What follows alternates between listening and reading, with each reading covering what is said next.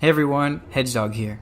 The Distant Worlds 2 expedition has started earlier this week and a huge number of pilots signed up. It's too much of a commitment for me, so I decided to stick this one out and just follow from afar. Anyway, whether you're on your way to the other side of the galaxy or just exploring for fun, I wanted to take a closer look at the new exploration mechanics in Elite, specifically the updated payouts.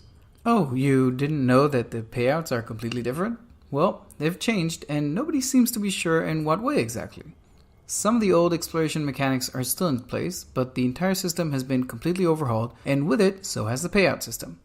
When you're out exploring, you're jumping a lot, and probably spending a lot of time scanning systems. Unless you're mapping every planet for the mapped by tag or discovering a new system, you probably want to spend as little time there as you can. In order to make your time in every system as efficient as possible, you need to know which planets to scan, which to map, and which to just skip entirely. So what I want to do is systematically figure out some basic rules to maximize exploration payouts, and I've got a rough idea for how to do it. Let's take a look. I'm sure by now you're familiar with the Full Spectrum System Scanner, right? The FSS. So very quickly, let's go over the basics and what you need to focus on to maximize profit. As soon as you enter a system, honk the Discovery Scanner to discover the orbital plane. Then fly a few light seconds away from the sun in a direction perpendicular to the plane. This will allow you to easily scan all the planets from a single spot. Once you've engaged the FSS, take a look at the frequency range. The only planet types that matter are high metal content, rocky body, those are both in white, Earth-like, which are green, and water, red. If the system doesn't have any of these, skip right on to the next one. Icy bodies and gas giants are worth pennies compared to these, so they're not worth your time. If you see any of the interesting planets in the frequency range, locate them with the FSS. Again, feel free to just pass right over any icy planets, they're not interesting. Once that's done, check if they're worth mapping or not.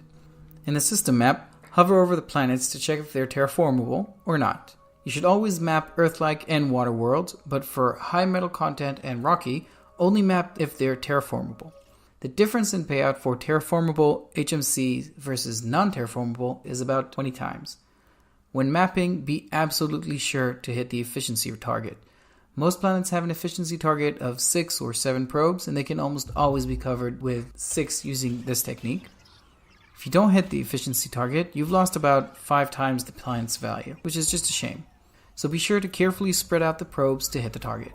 There's no need to map rings around the planets, though the animation is really neat, so why not?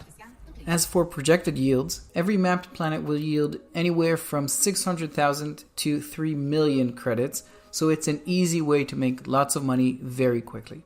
Now, I'm not sure exactly why some are worth more than others, but focusing on these types of planets will help you maximize your payouts in the most efficient way. Hope you learned a thing or two about maximizing your time exploring. If you think I've missed anything, please let me know in the comments. And if you're tired of exploring and want a way to make ridiculous amounts of money, check out my guide for mining Motherlode Asteroids. And if you like this video, please be sure to like and subscribe. I'm growing my channel and would very much appreciate your help.